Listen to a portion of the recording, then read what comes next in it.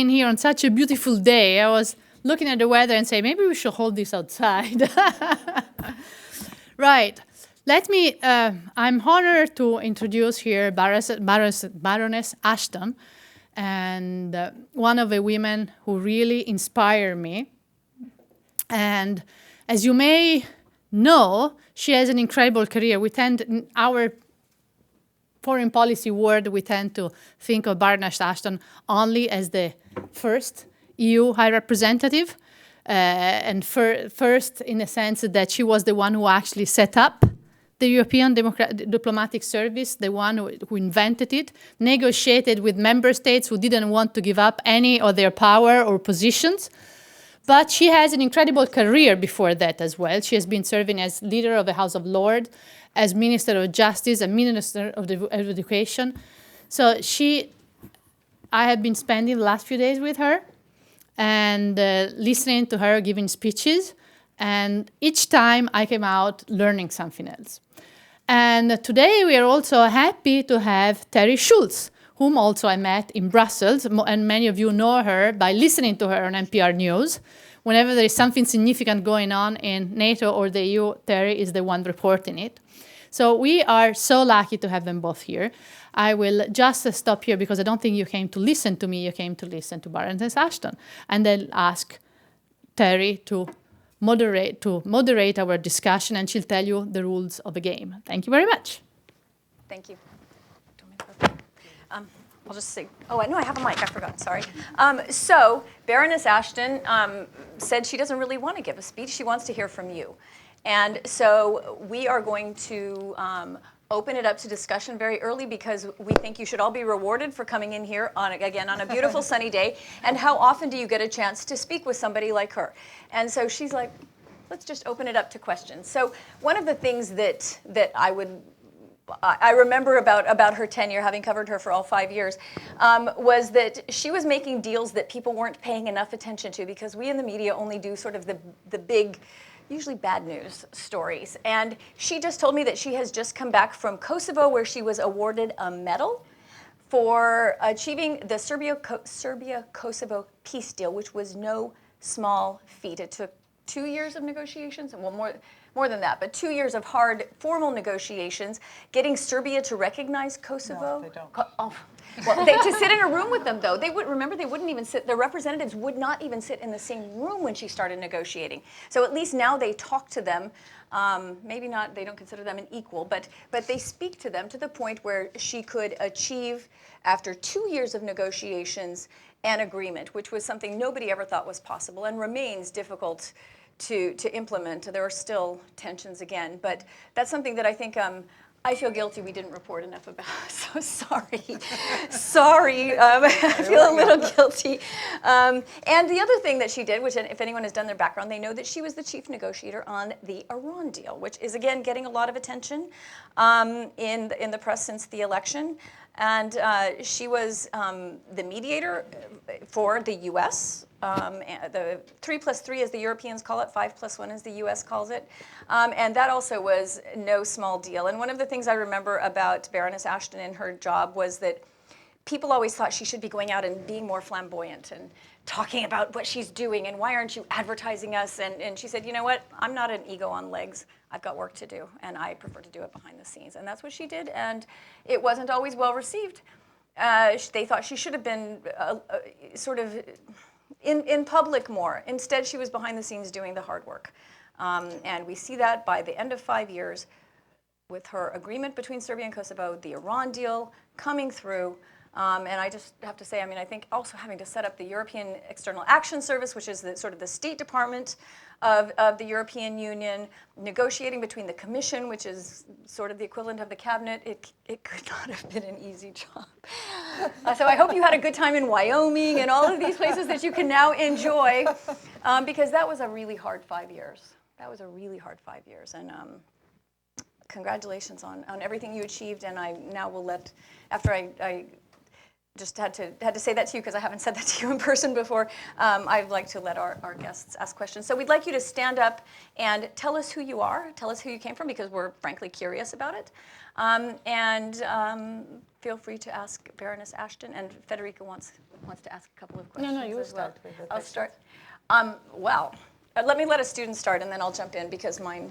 Can I just say my name is Cathy? Can we not do the Baroness? You know, nice so it can be sometimes. Really? Don't do it. Okay, do we have some questions? Otherwise, we have some, but I'm sure that you came with questions. Go ahead. Ask her first. Well, my question is kind of tough. It's about the Iran deal. Okay.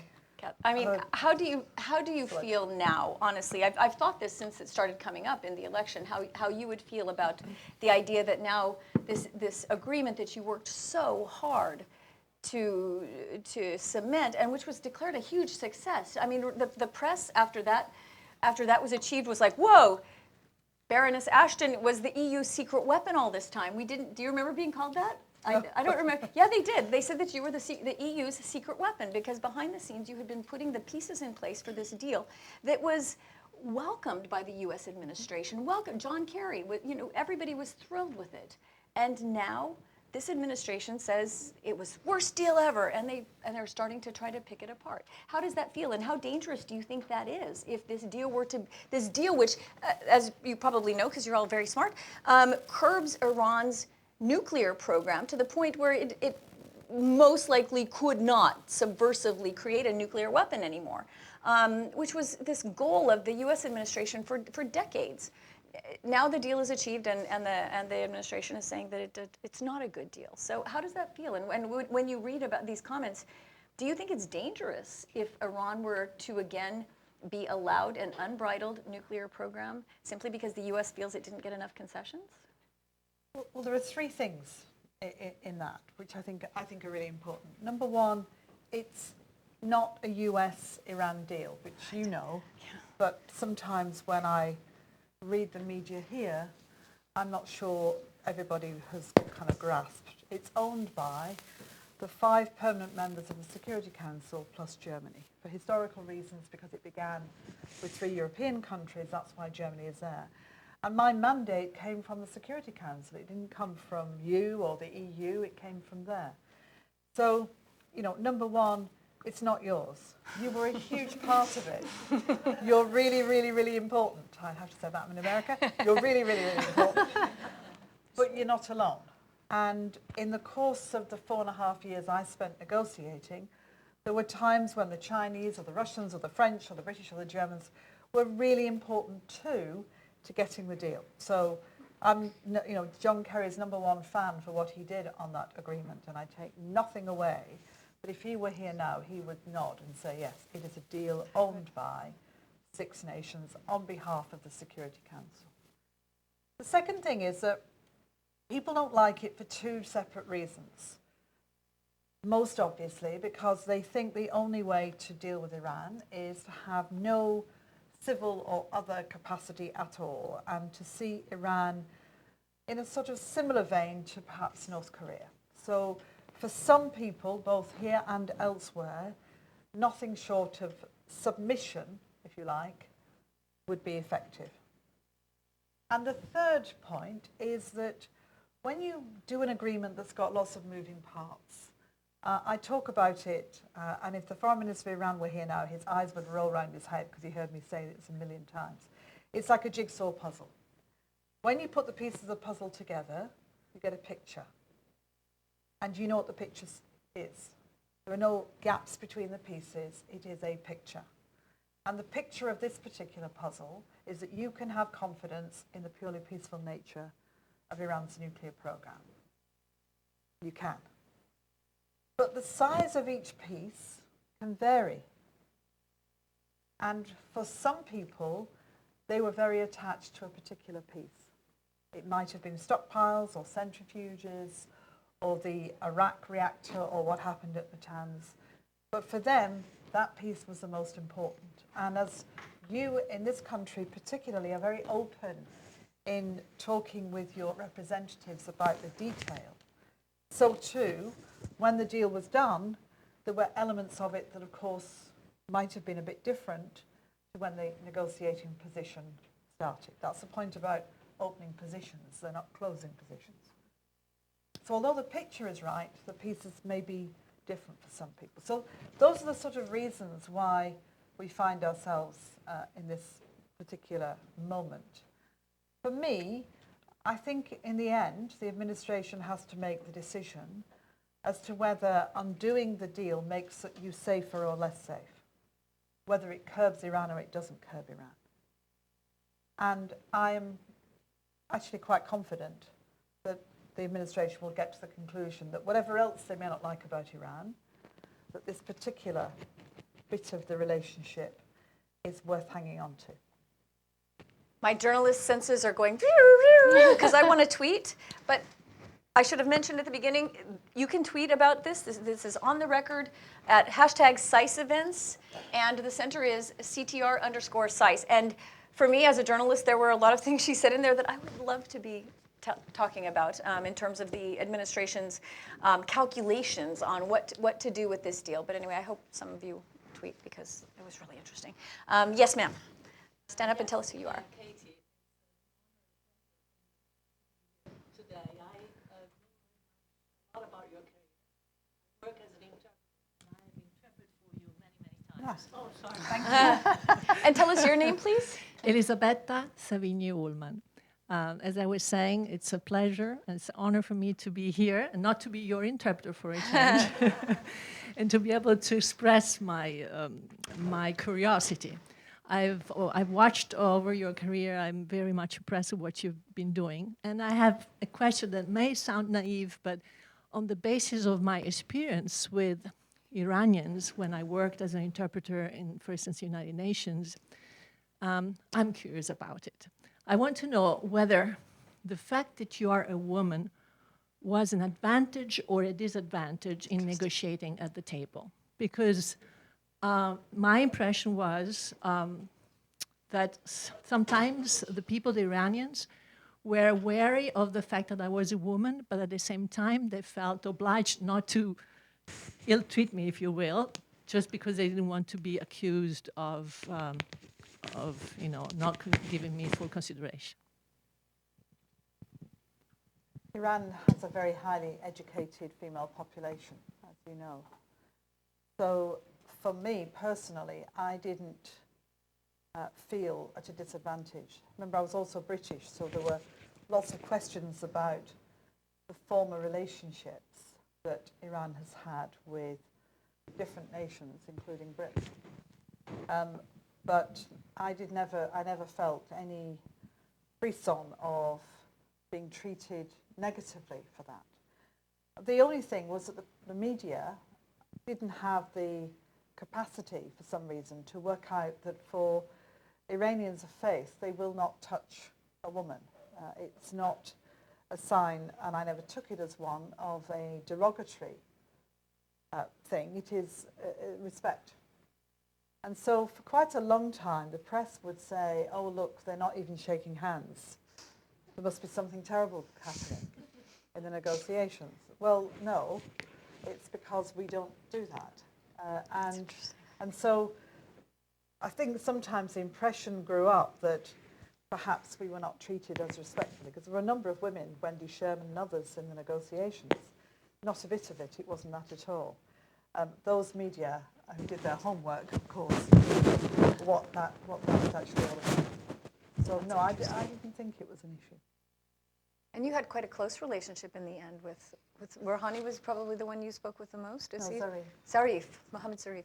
Javad Zarif. Yeah. And in the end, I mean, there are pictures of you laughing together, Yeah. and I mean, in the end, you spent a lot of time with him. Yeah. Would you feel in the end, I mean, did you establish a relationship of trust? I mean, did you get so that in the meetings, this is my personal curiosity, when you were negotiating, did you feel that you were really communicating and that you could trust what he said and he felt that he could trust you? Because the Iranians are such a mystery to us. We never get to see them. Well, you know, if you spend enough time with anybody, and we spent towards the end a week, a month, or over a year. More than you saw your husband, I think. She was traveling all the time. That's probably right. Then you learn about the person that you're dealing with. And one of the things that I feel very strongly about, and I certainly said this in Serbia, Kosovo, as well as in Iran, that I didn't and I wouldn't lie. So if I said we couldn't do it, we couldn't do it. If I said we might, we might. If I said we could, we could. And the position of trust that you build up in a negotiation is, in a sense, a number of different things, depending on what the situation is. So in Serbia and Kosovo, it was that these prime ministers could talk to each other in my office and not a word of it ever left the room. And it never has. There are no notes. They keep telling me I've now got to write the book about it because I'm the only one that knows what happened. And for the Iranians, it was that I represented all the nations. So when I, either on my own or with the political directors, said, this is our position, it was our position. There were no hidden elements to it. If they were thinking about what they should be doing, they could rely on what we were saying.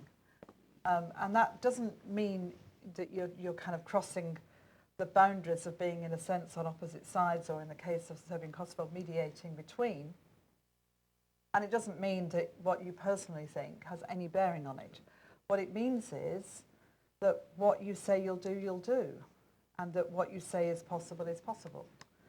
And if you can get to that point, then it means that you can make progress or not. Things don't always work, but you can do it with integrity. And I think in negotiation, they should be able to rely, whoever they are, on your integrity. Next question. Hi, thank you so much for being here today. Really informative already. My name is Serena. I'm a student here at SAIS. And my question pertains to a slightly different element of your kind of negotiating style. As Ms. Shultz noted at the onset, you tend to be very subtle in the way you deal with negotiations. There's not a lot of media fanfare about steps towards concluding agreements, or even sometimes when the agreements themselves are completed. And I was wondering how much of that is strategic, choice on your behalf, or an agreement between you and your negotiating partners, and how that's helped you kind of close a lot of the deals that you've succeeded in closing. That's a good question. Serena, I think there's sort of two or three different things kind of within that. The reality is, and I think Teri alluded to this, that for the media, they like noise and bubble and things happening, either because they need the pictures or they need the sound. And most negotiation or mediation takes place in small rooms, very quietly, for very long periods of time. And for the media, it's, I'm sure, deeply tedious, because they're spending days. Well, if you work in TV, we have the handshake, and then what? Yeah, that's right. I'm not even It's the true. handshake. Yeah, sometimes that's right. That's right. And we were very conscious, particularly with the Iran negotiations, that we just didn't have anything to say to the media. Not because we didn't want to, but because you simply can't. When you're in the middle of negotiating on the really fine details of something, the last thing you need is for somebody to start tweeting or texting or putting out what it is you're doing. Because out of context, of course, it's potentially a disaster. So we were very conscious that the media would get really fed up with me and with us for very good reasons from their point of view. But there really wasn't much I could do about it.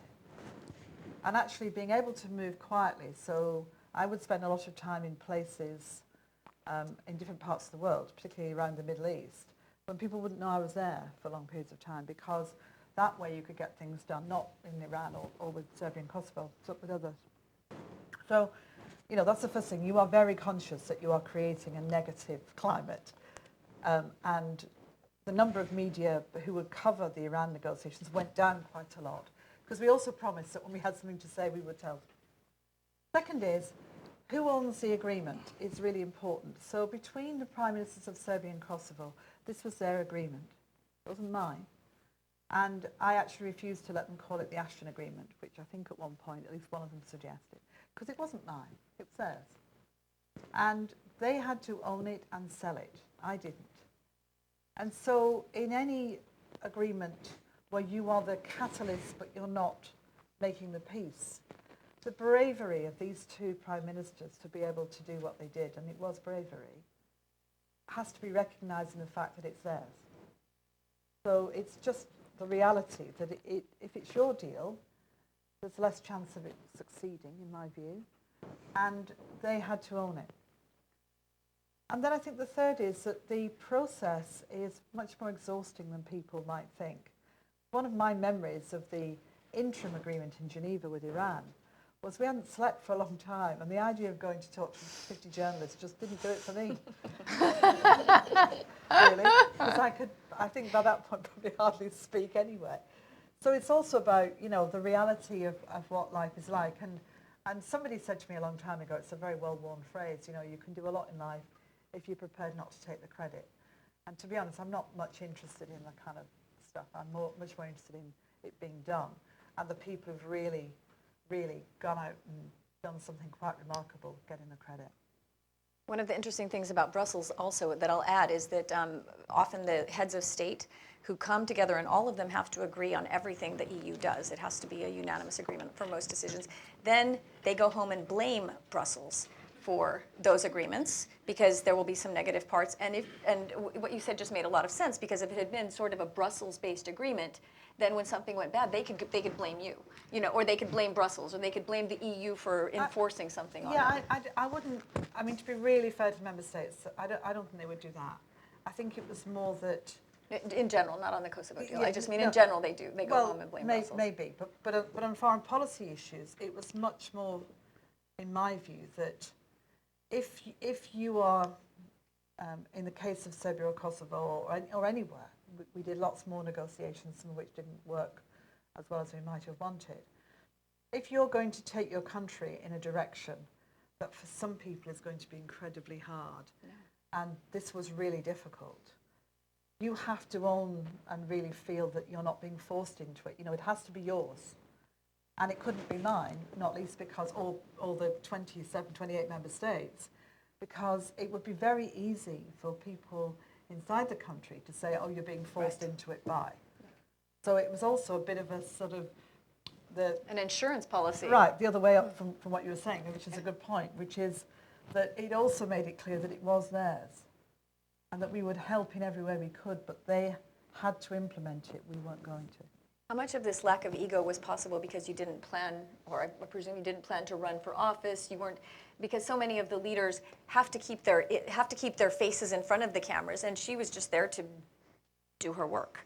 You know what I mean? And because if you had to run for election again in 5 years, you might have felt more compulsion to have your name, you know, out there constantly. I think, you know, one should never underestimate that. I mean, the EU itself is made up of 28 nations. All the ministers in foreign policy or defence or development that I chaired the meetings of, and the European Council, are all elected politicians, and they arrive as domestic politicians with what I used to call their rucksack of troubles on their shoulders. When they come into the room, they don't sort of leave them at the door and become European. They are European, but they're also domestic. And they are looking at their domestic issues and populations quite rightly all the time.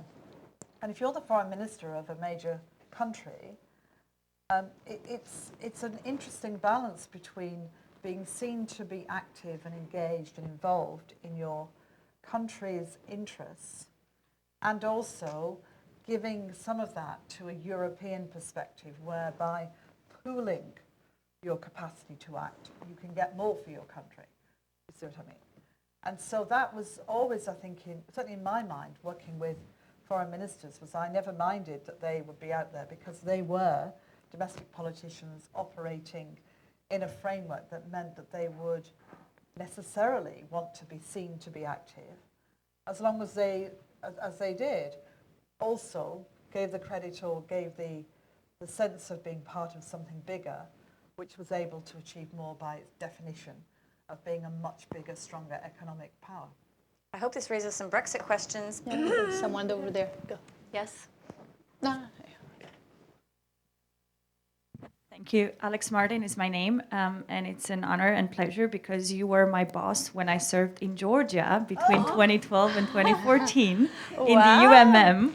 So my certificate of accomplishment after my service to the EU is signed by you. So I'm also SAIS recent grad, and I'm working for the German Marshall Fund. So Teri, you were in Brussels with us recently. Yes, I was. So I actually have a Brussels forum pen. I just noticed. I'm very proud. But you have, gosh, you tick a lot of boxes there in that resume. And I'm Romanian. I hope you get a job. On the way. Yeah, great. I have actually two questions. One is related to your tenure. Now looking back, what is in your view your biggest accomplishment, and what is also the thing that you didn't manage to accomplish but you would have liked to, or you would do now things differently in that area? And second, it's Brexit, it's the rise of populism, it's Europe, two-speed Europe, so on and so forth. But there are still neglected areas that might create conflict or cleavages in the future. In your view, looking 20 years down the line, what are those areas that we don't consider and we should put more effort into? What do you mean by areas? I don't know, areas of conflict. No. Or is it places? Is it places things? or themes or economic? Okay. Whatever you think that might. When they ask like that, you could pick your favorite way to answer. I know how to answer questions, don't worry. Yeah. I just want to know what you wanted to get out of that. Either places, conflicts, economic reasons, whatever is in your mind that might create some big cleavages at the international level. I'm going to be quite brief because they're huge questions. So on the first one, what's my biggest success? Getting to the end of 5 years and still here. I think in truth, the combination of laying the foundation stone for a new foreign policy service, because we had to build it while we went along. When I began, there were no staff, there was no external action service, yet we still had to operate as that. And in the first year, I had to design it, create it, get all member states, all the Commission, unanimously on both counts, plus a majority in the Parliament to approve what I was trying to do. And that felt at the time like a huge and difficult challenge, but we did it, and we did it in good time. So I think building that and at the same time showing through some of the things we achieved that Europe doing something could build on the interests of the individual member states and do something differently. It was because of the EU that we could do Serbia, Kosovo, and it's because of the EU that we had such an important role in Iran, and there were other things we did as well. So I think that, and handing over to somebody else is a great thing, you know, in the sense of if you start with something brand new, the fact that it's in a position that you can hand it over, it's not perfect. And I'm sure Federica at the end of her time will want to hand it over to somebody and see them build it more, but the fact it was there, despite it being a very difficult thing to do, was for me a good sense of achievement. What would I do differently? Well, I think it would have been nice not to have to build it and do it. So, you know, a year of building it before we actually started doing the job, in retrospect, would have been a much better way to be, because it's very difficult to travel when you don't have a budget, or to work out what it is you're going to do when you have no team behind you. And I didn't, therefore, concentrate on the staff as much as I would have liked to, because I wasn't there often enough. So I was very conscious we were moving a lot of people around, giving them a sense of new security was incredibly important to me. But I suspect if they were all very honest, they would say there were times when that didn't feel that it was there, and I'm very conscious of that. So it's the people thing that I regret we didn't do more of that. And then in terms of looking forward 20 years and then reflecting back, I still worry about our neighbourhood. I'm worried about what's happening in the Western Balkans now, and the sense of that things are not progressing in a way that certainly I'd hoped. I don't follow it in the detail anymore, of course, but in talking with leaders there and people who are spending a lot of time there, there is a sense of uncertainty. And that's partly because they don't know whether their future lies in Europe now, which it does, in my view. But they don't have that sense of it, not because it's not been given to them, but just because of this rise of different perspectives, not least that perhaps there's more to be gained from a perspective that looks east to Russia rather more than to Europe, and that kind of dilemma. And I still worry about Ukraine, where I was not long ago. And of course, the southern neighbourhood with all of the challenges from Syria to Libya and what I sometimes call the arc of instability, it feels. So in 20 years' time, I think we will still be, in a way, dealing with the aftermath of all of that, trying to create a more stable region, because I think experience tells us you can't do this in 5 minutes or 1 year.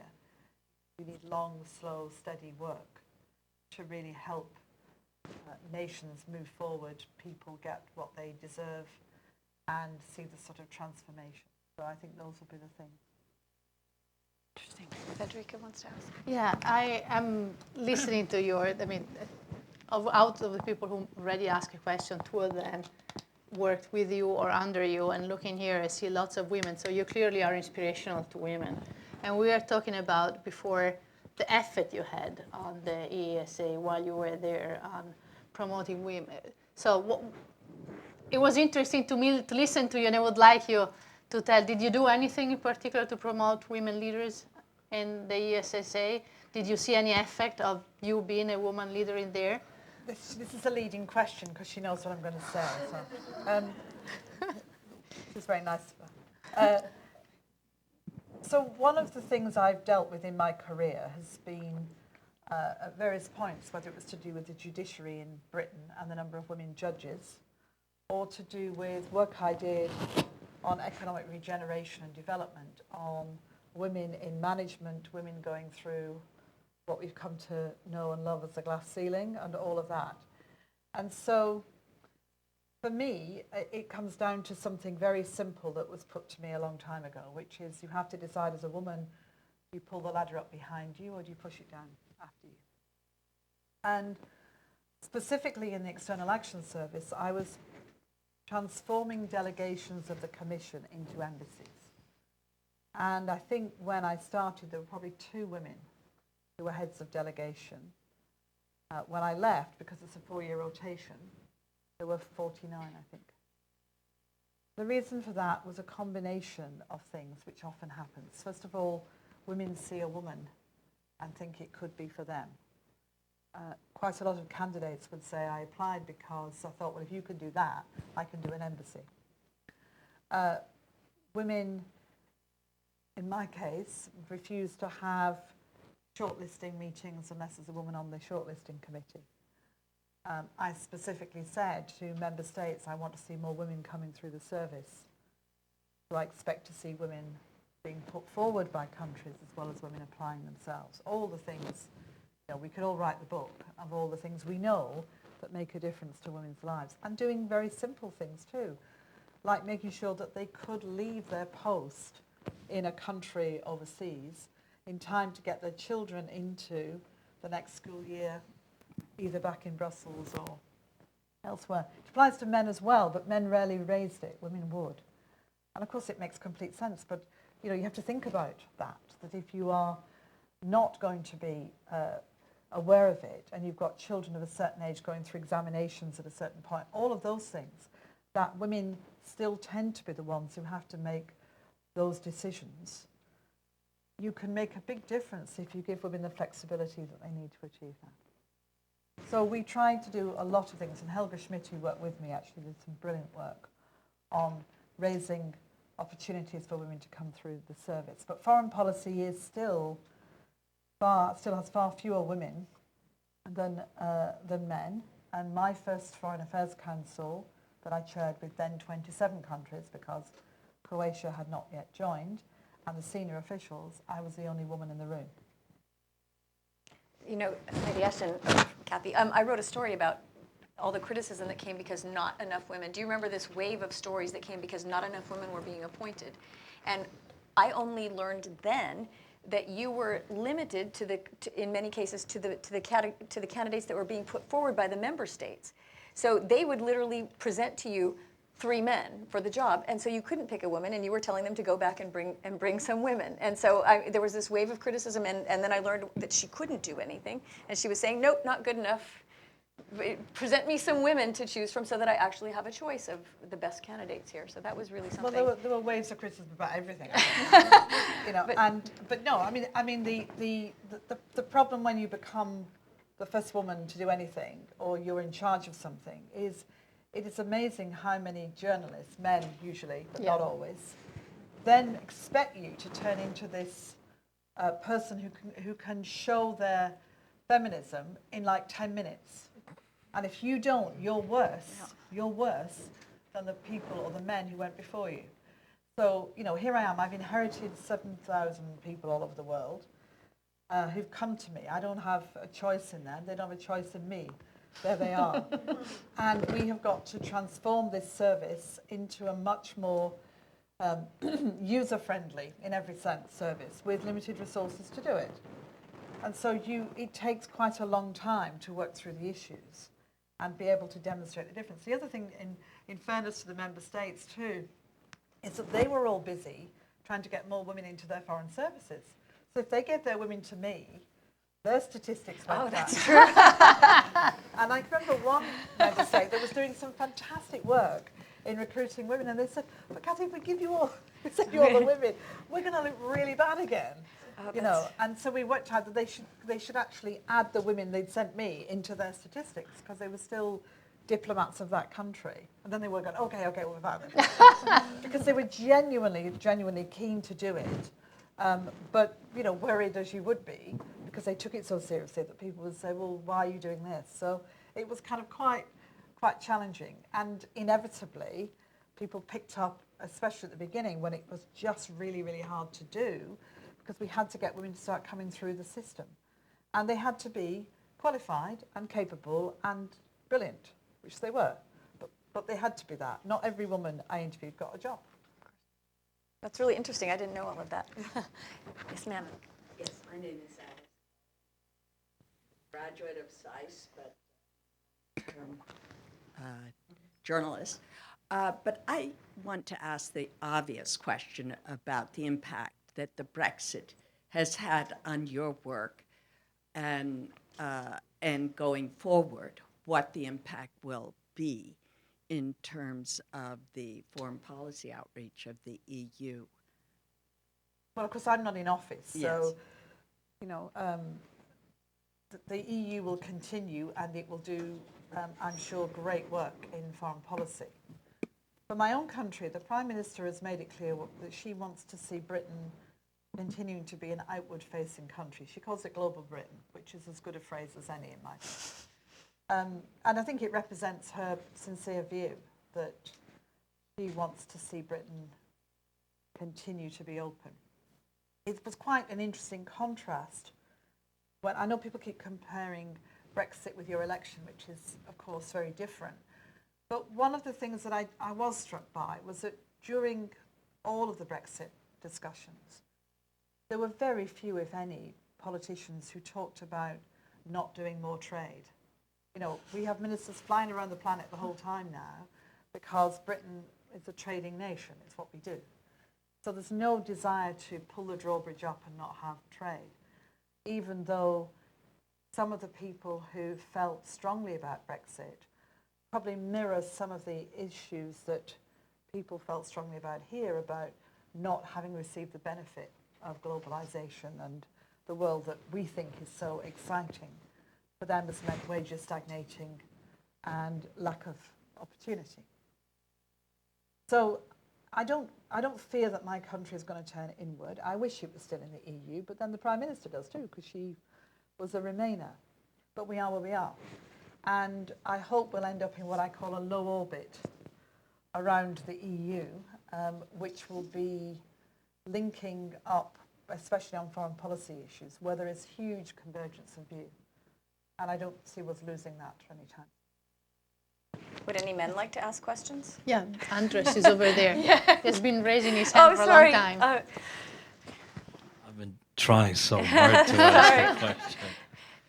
This is weird, you know. I look around, 45 women, and I counted 8 men. I've never seen this before. This is crazy, and I kind of now understand when you complain about all man panels, and you know, it's. But that's besides the point. I have a confession to make. Very early on, when you came into your office, I was very close to becoming one of your close associates, and unfortunately, I was pushed out by a poll. I hate the polls. No, I don't. I don't know them. And I wanted to become your soft power czar because that's something I've been working on. And I have to confess to you that after so many years working on soft power, I think it's a total misnomer because it's not soft at all. And I wish I had worked with you because I do believe I would have told you to be careful with how the Russians are going to snatch this whole soft power idea from us. Will turn it against us, as they did. One of the big mistakes we've made in the last maybe decade is to underestimate how much money and effort and manpower and FSB power they have put into their soft power efforts to drive a wedge between the United States and Europe, to mess up the United States and Europe, to drive a wedge between Europeans and Europeans. And I just wonder, what's your comment on that? I mean, where did we miss the boat? What is it that we should have done better? What is it that you would have told me to do if the Poles hadn't pushed me out of that job? So, Cathy, I really want to know because I always thought you're kind of an outside-the-box thinker. We're in an outside-the-box situation today. We so badly need outside-the-box thinking, and I don't see it. In any conversation of foreign policy people, we get to Russia quite quickly with good reason. And from a European perspective, you're right to point to this as something that we need to both reflect on the past and also think about what we're going to do in 20 years. Russia's modus operandi in my part of the world is mainly to use what I call wedges. Described a wedge between the US and the European Union. But specifically in Georgia and Moldova and Ukraine, you can start to see how by simply preventing a nation from acting as a full nation, we back off a bit, and it's harder for that country to push its own future forward in one direction. So as long as in Georgia you have Abkhazia and South Ossetia as wedges, it's very difficult for Georgia to have a policy framework for its future, whatever it wishes it to be. Second point, there are countries that have to have good relations with Russia economically, if not politically, because it makes sense to do so. Ukraine is one of them. During the uprisings in Maidan, the beginnings of the demonstrations, I spent many, many hours with then President Yanukovych in his office, and many, many hours in Maidan and with the Maidan activists. I went to Ukraine, I can't remember how many times, but I did. And my line was, it's not either or, it's both and. You need a good relationship with Russia because in the east of Ukraine, you have big trading and economic interests. You need a good relationship with the European Union because, frankly, your future economy is going to be better served by the sort of work we will do with you on reform and regulation and the big technological and agricultural opportunities that will be created for you. But the main thing is it's your choice, not theirs, and it's not mine. And so what is really important about what's happening is that sovereign nations are being prevented from exercising their right to be a sovereign nation. We may argue with them that they need to balance in some way. They need to think about how far they move in one direction, the reality of where they live and who they live next to and so on, but it's their choice. And I think when we go back in our minds on that whole reflection of what's happened in the areas that link Europe to Russia, the countries in between, this issue is, for me, a pivotal one, that nations somehow don't quite have choices. They may make choices I don't like, and I'm quite happy for that to be the case if that's what they want. But I think we have to recognise that. I think the bigger questions now of how to relate to Russia are very obvious. This whole set of issues around Syria in the last few days is but one example of how do we work or not work collaboratively. And one of the things that I talk about quite a lot is the growth of these informal groupings that we have, friends of, contact groups or whatever. Because one of the things that has struck me over the last few years is the big formal relationships we have, UN, EU, Arab League, African Union, whatever, are really important. They're big, they're deep, they're like big tankers in this, they move slowly, but they keep going, and they provide huge amounts of aid, support, economic growth, whatever. But in some of the crises we've dealt with, we are moving more towards informal groups that are like yachts that flap around between the tankers. And it may be that there's an opportunity to think about that. And the reason I say that is because in the course of the Iran negotiations, Russia was a key partner at the same time as the Ukraine crisis erupted. So you will recall that we were taking sanctions against Russia, and we were also negotiating with Russia, with Iran. It was the same people. I was leading the Foreign Affairs Council. I was leading the Iran talks. The Russians were on one level, the people we were doing sanctions against, and the other, my close ally. And in truth, when you were in the Iran talks, you would not have known that there was another crisis outside. The capacity of the world to compartmentalize to get a job done. Now, you may like it or not like it. I merely say that's what happened. And so one of the things we're going to have to think about for the future is how are we going to tackle these crises? And are there opportunities to bring people together to solve some of them in one framework that doesn't work in another, rather than thinking all the time that we need to operate only in one particular framework? Interesting.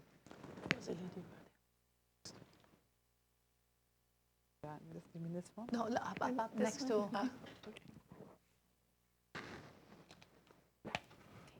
I'm so glad to be here. I'm a visiting scholar here from Beijing, just for 6 months. So I will be returned back to Beijing at the first week of July. So I'm June. So my question is, I have two questions because my research here is about women as a leader in the global affairs. So I'm so excited about today's activities. So my first question is that because you are the first female chancellor of the Warwick University, and I want to know, do you have any plan to guide or to help the girls in the campus to do more contribute to the new world or the new this? Because today's topic of you is women leaders to the new world order or disorder. So I want to know, do you have any plans to guide the girls in your campus? Maybe that is a good example for China. And the second question is that because I'm reading the book, Bad Leader, written by Barbara Kellerman of Harvard, and she tells the 7 sides of the bad leadership. And it, according to her, it seems to me, women, they were worse in the leadership than men. Can you give examples about the bad example of the women do in the world according to your careers and your works in the EU? So that is my 2 questions. Thank you very much. It may surprise you, but I'm really not going to answer the second one. And the reason is, I don't want to. And I get to choose. On the first one, the difference between a chancellor of a university in England is it's an unpaid voluntary post where you dress up a lot, shake hands, and host dinners and help fundraising and so on. So I don't have the same input. Having said that, I have met with some of the students, and as you'd expect, I am very keen to promote women coming into university life, particularly women like me who were first generation. I was the first and only woman of my generation to go to university. I'm also really keen on what I call second women, which is, I'm used to being the first. I love it when there's always a second. Because, you know, in public life, they'll put up with an aberration. You can have one woman every now and then. But having 2 or 3 or 4 starts to feel normal. And it's very, very important that as women, we make sure that we're either followed by women, or at least women have an equal chance of following what you do. And that it becomes normal to have men and women in different positions without anybody thinking that it's strange. So I may be the first woman Chancellor of Warwick, but I don't intend to be the last. I was, however, the first British woman European Commissioner, and I will be the last. True? Yeah. Oh, that's true. You were the First and only. And I'm not used to being the only. I'm used to being the first, but I'm not used to being the last. So that's a new experience. But I don't want to talk about bad women leadership. I just don't. It's a nice day. I don't want to do that. and there wasn't much less controversy over when Federica Mogherini took your place. We didn't talk much about her being a woman. Of course not. That's So all. you had already normalized Right. that. That's true. That's the point. And Yeah, that's one of the it's jobs true. of being the first, is that you have to make it seem ordinary.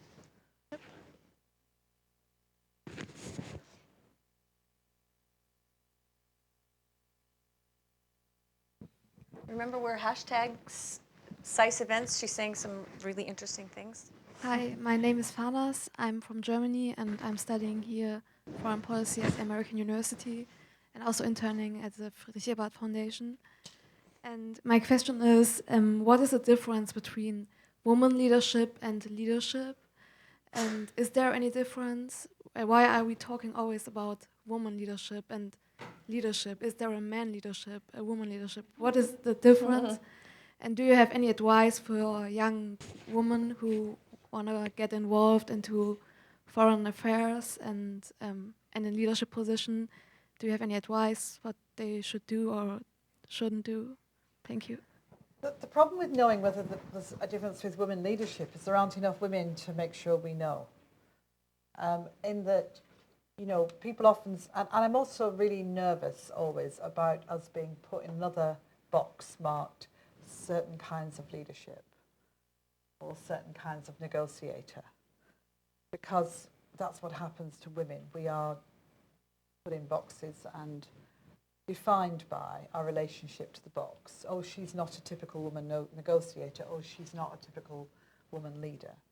But there isn't any such thing. Men and women lead in very different ways, and some are better than others in certain situations. There were plenty of things that I wasn't as good at as somebody else might have been.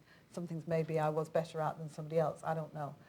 But the truth is we don't have enough women in leadership positions, especially in foreign policy, to make a generalisation. So the answer to your question is genuinely, I don't know.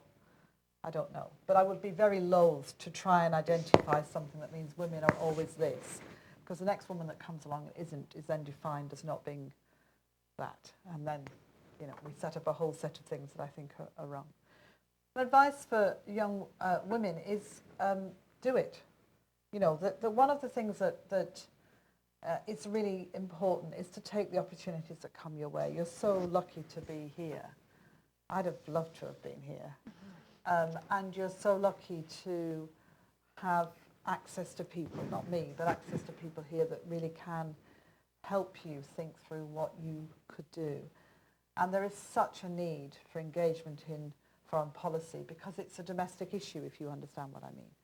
But keeping your own people safe as well as anything else. And I don't mean just in security terms, but economically safe. That you can travel and have tourism and you can enjoy the benefits of trade and all of those things, and you can live in a society that can welcome different communities because we have foreign policy.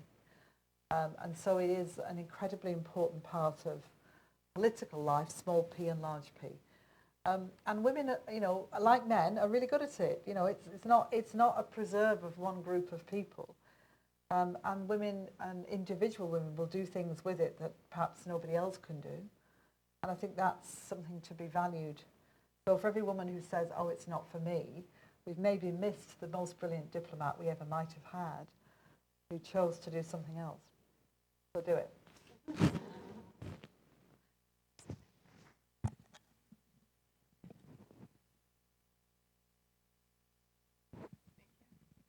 Hi, my name is Kelsey. I represent the Northern Ireland government here in Washington.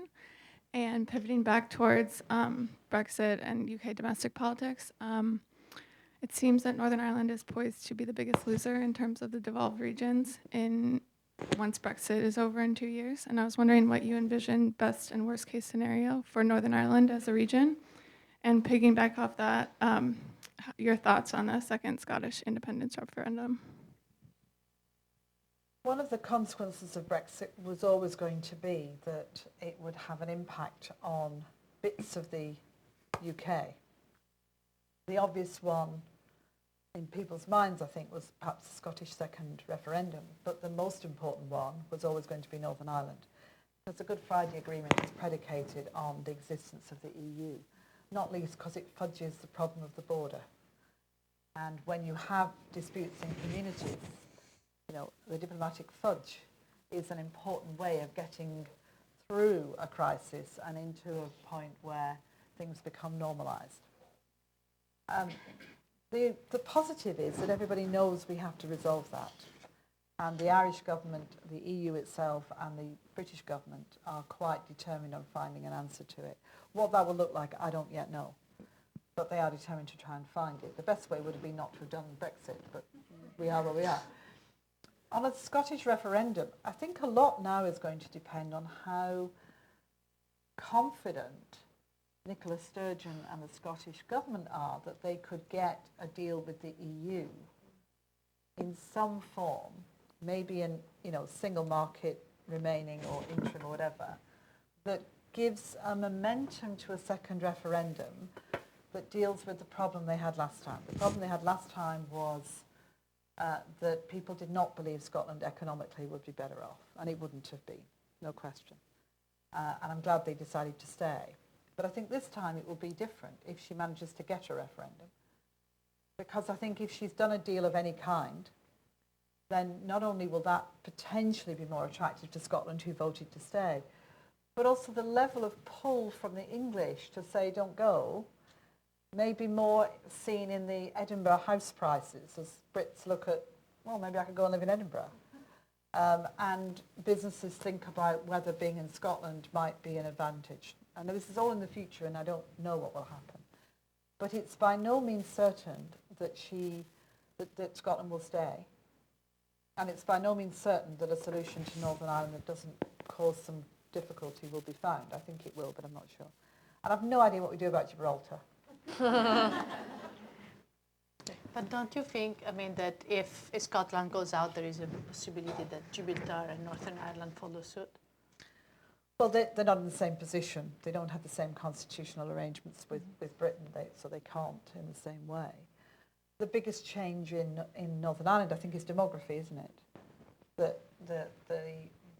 type of people, if I put it like that, in Ireland, if you take it as one whole thing, is changing. And that may affect how they view themselves in 15 or 20 years. So the question for Westminster is the direction of travel towards the fragmentation of the UK, or is it towards Britain staying stronger, close to the European Union, but not quite, for now at least anyway, inside? And I don't know yet. Can I ask a question, follow that up? Don't people ask you all the time, after Brexit, will the EU fall apart? People seem to think that this is the start of a larger disintegration, and I don't feel that it is. I really think that I'm a huge EU fan, I have to say. I think it's the greatest thing ever. Honestly, I don't understand why anybody would want out. I don't get it, off the record. No, I can't be, I'm neutral on everything, but I think it's amazing. I really do. Don't tweet that. But I don't think that Germany will think it's better to be out. And I don't think the Eastern European countries, the Baltics are huge Europhiles. They want to stay in. It is not going to fall apart, is it? No. No, I don't think so. I mean, not least because, Britain is a very particular country. in the European context. It's an, you know, it's an island. It's not connected to the mainland. It's always had, you know, a slightly ambiguous relationship, has it not, with The opt-outs. you know, with the rest of Europe. It has a legal system that's only reflected in, I think, 3 other member states. It's never had quite the same relationship. So Britain doing this, while it may be surprising at one level, and I think most people were surprised, they weren't surprised in the sense of that we could never have thought of it. They were surprised we did it. If you are on the rest of the mainland of Europe, why would you leave? Because you're also connected in every conceivable, you know, you drive down the road, you're in Germany, then you're in France, and you're in Luxembourg. So the connections are very obvious and much more clear-cut, in a sense. And how would it be economic advantageous to be a country in the middle of all that wasn't part of the single market? It doesn't make any sense. So I don't see that. And I think generally it's people who like to sort of position Britain as I don't know, country leading others out, when I don't see really that would be the case. If anything, our decision, I think, has made people reflect a bit more about where they want to be and not move accidentally towards the exit door. That's reassuring. Other questions? Yes.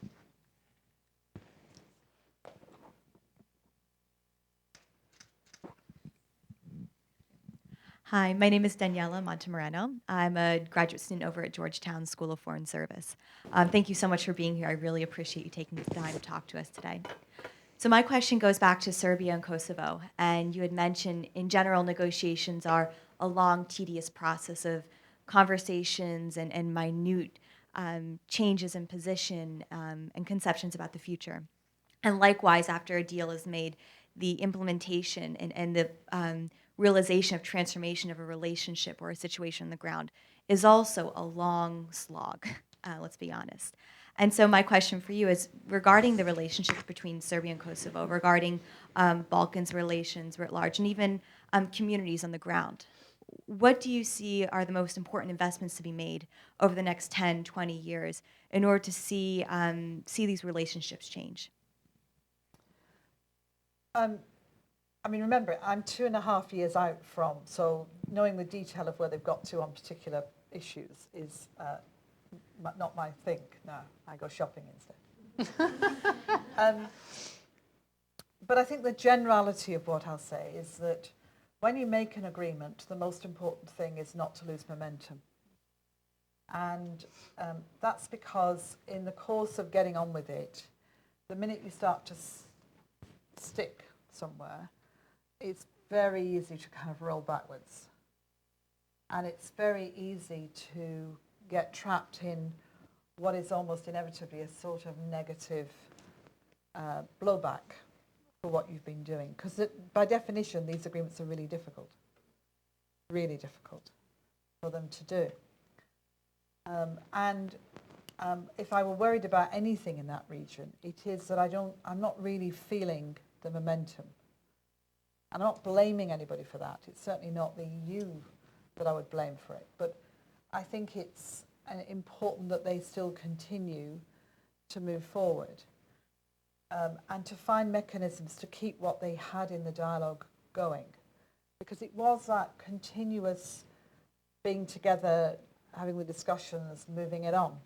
You know, go back and we were doing extraordinarily detailed work, like the phone number. You probably know about the phone number. So Kosovo is a country in the eyes of Kosovo. It needs its own international dialing code. Kosovo is not a country in the eyes of Serbia. It's not having an international dialing code.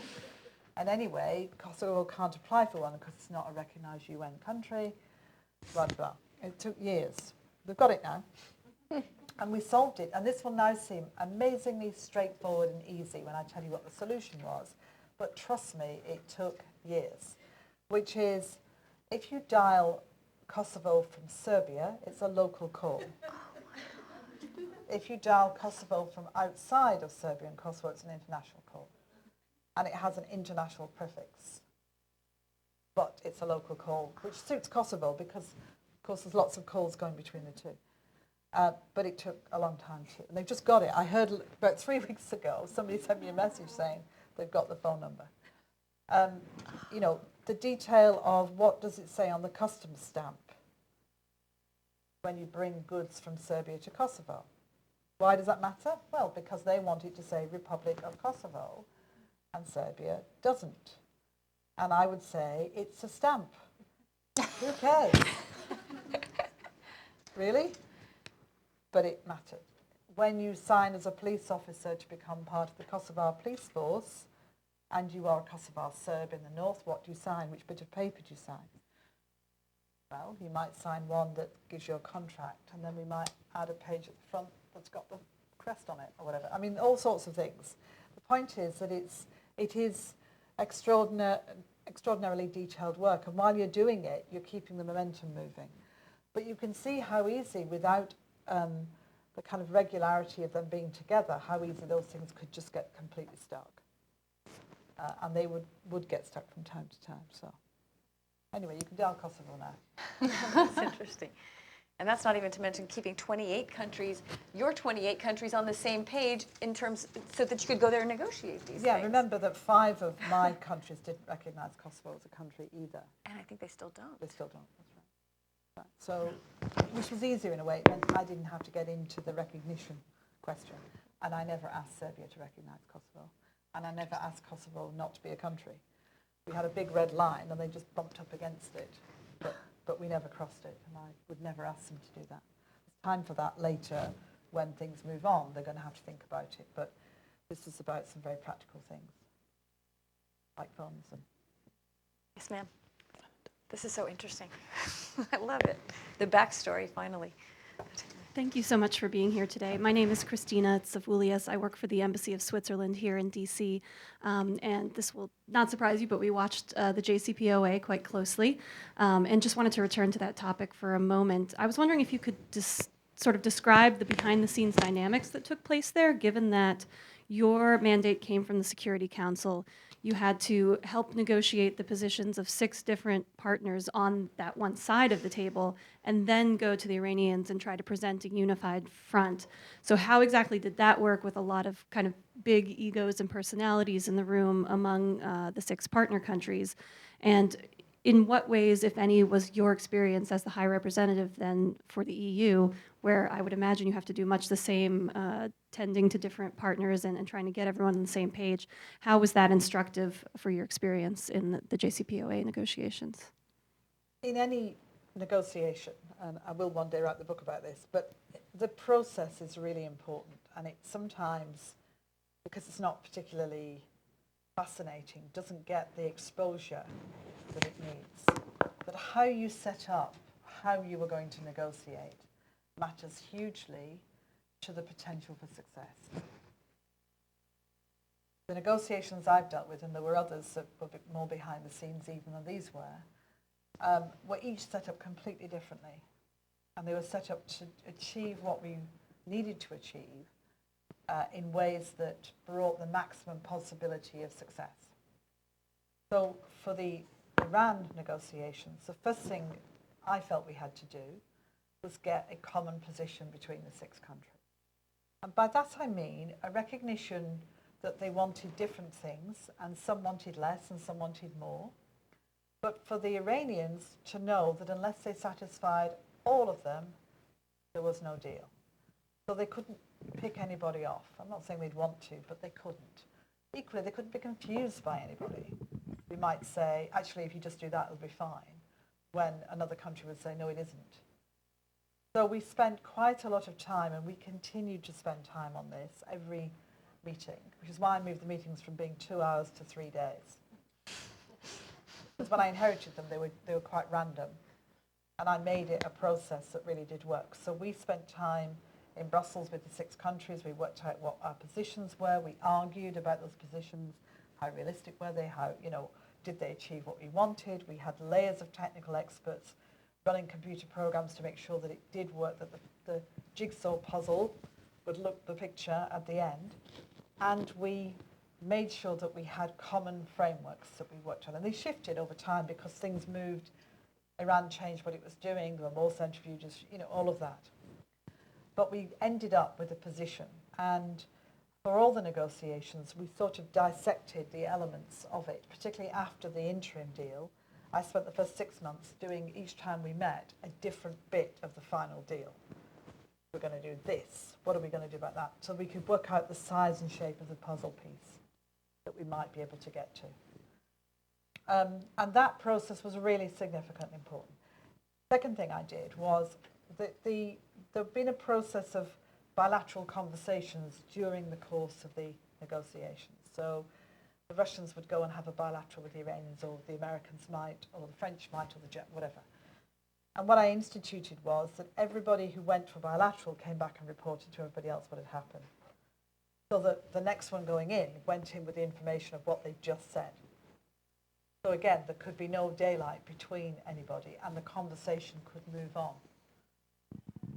And I think we got more or less everything back. I'm not, you never quite know if there's some, in the bilateral conversation, other things have been talked about that are not relevant. I don't know. And building that team of people was absolutely core and fundamental to success. It had to feel like we were part of something. I think one of the negotiators call it the family. And it was a bit like that. We all got to know each other. People would argue and whatever, but there was a very strong bond between. And that meant when you were dealing with the Iranians, we knew where we stood.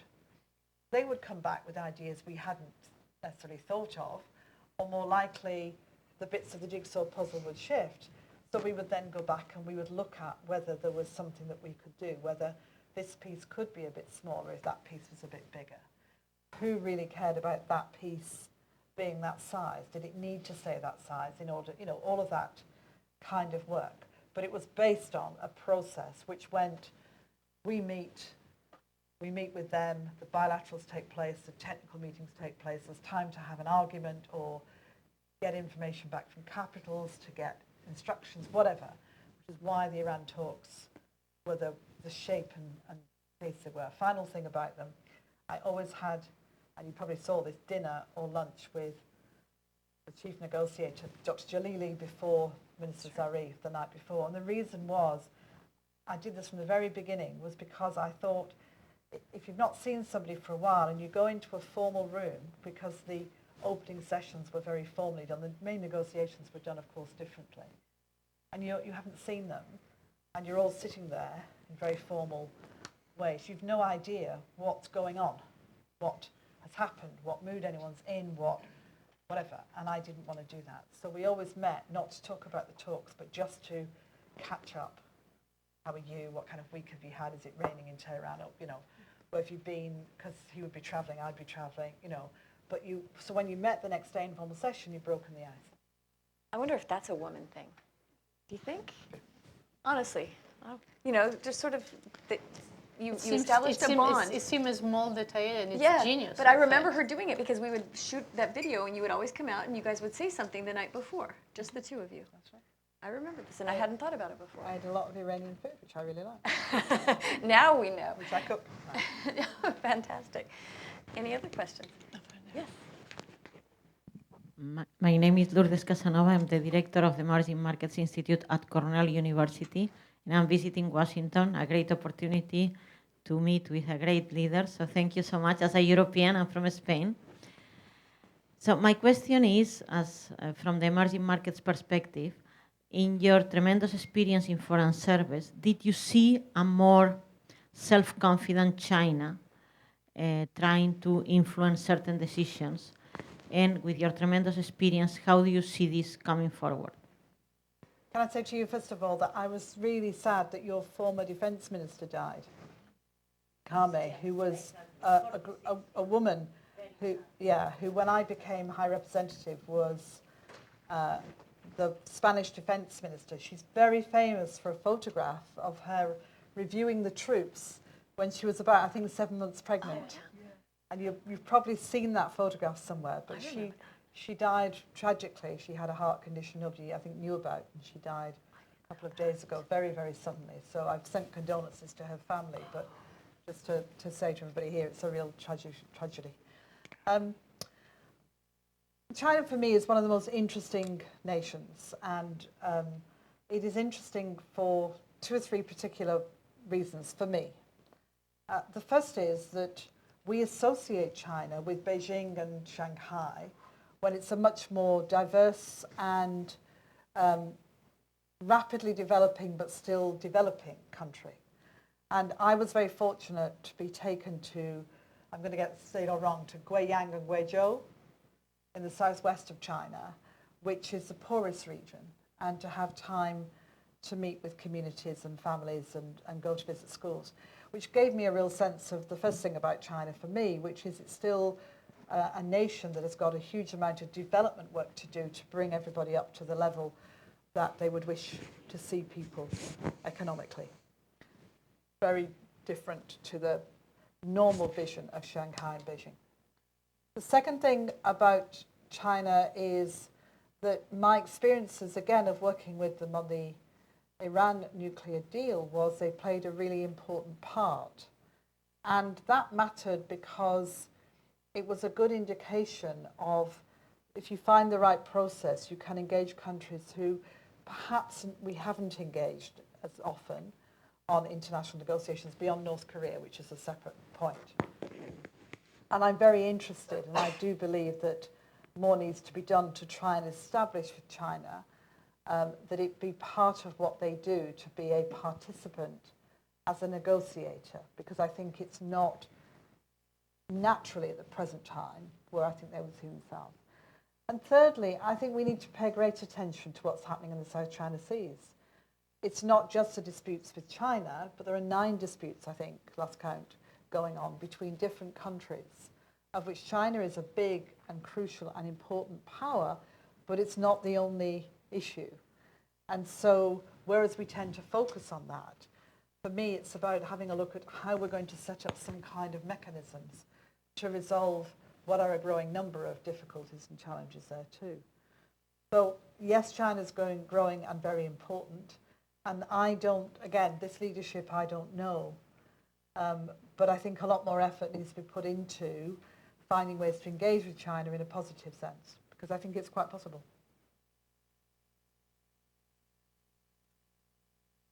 Yes, Barbara.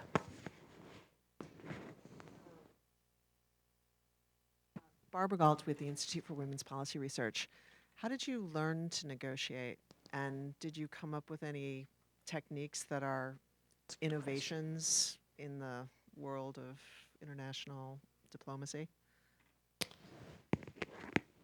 I usually flippantly say 5 children. Well, that 3 children, 2 children. Anyway, I think, like many people, when you analyse what the jobs are that you've done, you start to come up with the same skill set or the same thing repeating itself. And for me, it is about negotiation. So I chaired a health authority, which meant I merged hospitals together, which is quite tricky in Britain to do, and had to review how we organise our healthcare in one particular part of the country. As a minister in the House of Lords, I had to get all of my legislation through, but I only had 22% of the vote. So getting all my bills through, which I did, required me to negotiate on a line-by-line basis often with opposition parties in the House of Lords context, what we call crossbenchers, who are non-party aligned, but who are often experts, and there's 200 of them. Because every single vote counted, I had to win the vote or lose part of the bill. And in the House of Commons, where they are a majority by definition as government, they just don't get it at all. And they get really stroppy when you can't get the thing through, even though we've only got 22% of the vote. So, and then I was sent off to do the Trade Commissioner job when I was the first woman to be a Trade Commissioner in Brussels, followed by a woman again. And that, of course, was a negotiation with a number of different countries. So one way or another, I've always ended up doing some form of negotiation. And back to what I was saying earlier, really, the most important starting point is what is the process we need to do? What time of day should it be? And that sounds ridiculous, but trust me, starting a negotiation at 4 o'clock on a Friday when people want to go home, I guarantee you, you're done by 6. And I used to start my health authority ones at 4 o'clock. Because doctors are going. They want to go, you know. Or Saturday morning golf, anyway, whatever. But you know, it is about all of the things that to my mind matter, which is if you get the process right and put people in the right place. So let me just tell a story about Serbia, Kosovo in that context. When these two prime ministers first met, they had never met. Remember, this was a war that they were perfectly capable and did of referring to the Battle of Kosovo of 1389 in the course of the, you know, we were discovering mass graves still. It was very, very difficult. And they came to my office and I closed the blinds and they sat, we had 3 sofas, they sat on 2, I sat in the middle. They had 1 translator, I had 1 official, and I said, this is a 1-hour meeting. That's all. And we took a photograph of them, and I took the camera, and I took the memory stick out of the camera. Remember memory sticks? And I put it in my pocket, and I said to them, this will never be seen unless you both agree you want it to be. And that was part of setting them up to trust me. We talked for an hour, and it was very obvious for me that there was a possibility. So I invited them to come back for dinner the next week, because feeding people and making it informal, and you know, it's harder to yell at somebody if you're in an informal, and you can say things that you can't say in other contexts. The photograph, the next day they both said, yes please, and I put it out. Wow, that's And that's huge. why the photograph appeared, otherwise it would never have appeared. First handshake photo, I think I'm the one that's got, because obviously that took a bit longer. But, you know, these things really matter. How you set people up to feel confident in you and in the process you've created, I think is core and fundamental to it. Not something they teach in classes, maybe, you know, in negotiation training. Well, Jean Monnet used to say, put people around the table if you want them to agree on something. So, one more question there, and then we'll. Hello, my name is Alisa Krapan. I'm from Latvia, representing the Latvian Institute of Foreign Affairs. And thank you so much for being such an amazing foreigner. It's really encouraging and inspiring. And my question would be regarding the Baltic countries, and maybe you would have an advice for the 3 Baltic countries all together as a region or separately as to how to better present themselves or to even position themselves in this situation that these countries are facing, and also like being more known in the international affairs.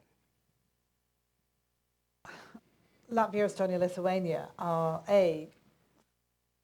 phenomenal countries to visit. That's the number 1, right? If you're going to go on tourism, really, really, really beautiful, interesting, fascinating, stunning nations. So it's number 1. I think the 3 nations have understandably been really nervous as a consequence of what they see Russia doing, and a worry that although they are part of NATO and part of the EU, are you really going to go to war for them? Which is a legitimate question to ask. The answer is you are, because NATO has to survive, and there's not much point if it doesn't. Right? So there's lots of very good reasons to protect people, but actually there's also an organisational set of issues in that. Actually, I don't think that will happen anyway. I don't think this is where Russia's going. I think, actually, to be honest with you, you've had some very strong leaders.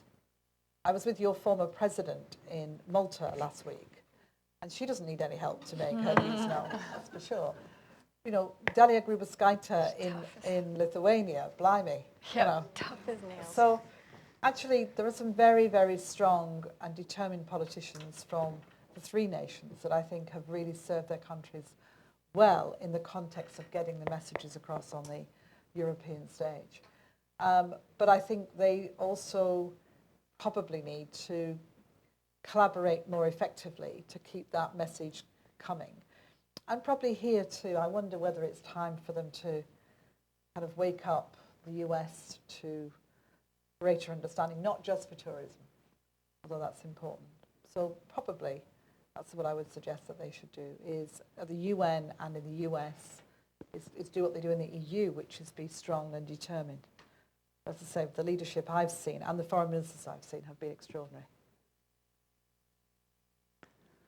Anyone? Otherwise, I would ask a final wrap-up question. Do you think as we head into some very crucial elections in Europe, I mean, all of us here are obviously interested in the European project, and everybody finds the strengths and finds strengths even in the challenges that you've overcome. As we head into elections, and we've passed in the Netherlands, Wilders didn't do better than he did, but we've got Germany and France to worry about. Do you think the wave of populism will carry through into the elections in these two key countries in Europe? And will we, at the end of this year, will Europe be stronger for having faced these challenges from anti-European populist movements? Well, I said we'd stay in the European Union, and I didn't think you'd have the president you have. So I don't know anything about predictions. I don't know. I think, you know, when I look at what's happened in the last few months in Europe, I'm not talking about the US, this is not anything I would wish to comment upon, but I sort of think the populism that we saw might have kind of peaked a little and be moving away. And I say that because in Austria twice they didn't vote in that direction. It was close, but they didn't. The Dutch elections haven't proved to be where we thought they might be. And the mood in France, you know, you can never be sure, seems to be going Macron's way rather than Le Pen's way. And in Germany, in any event, it's a sort of Martin Schulz versus Angela Merkel thing, both of whom are mainstream politicians in their own right. So my guess is at the end of the year, we'll have probably got through all of this and breathed somewhat a sigh of relief that those big countries have kind of moved forward. But I'm not certain, because I honestly don't know. But that's where I think we'll be. And I think we'll start to then have an opportunity, both through the Brexit negotiations really getting going, to end up with Britain being in low orbit around the EU and to resolve some of the other big issues that I think Europe's trying to face. But it's going to be a challenging year. But I think it will be all right in the end. But I'm not coming back if it's not. Fed, I'll give you the last word, but just for my behalf, let me thank you, and on behalf, and Professor Bindi. I just want to thank you, and you see what I meant, that you could spend hours and hours with Cathy and still learn and, you know, and be admired. Thank you so much for taking the time for being with us. Thank you for coming.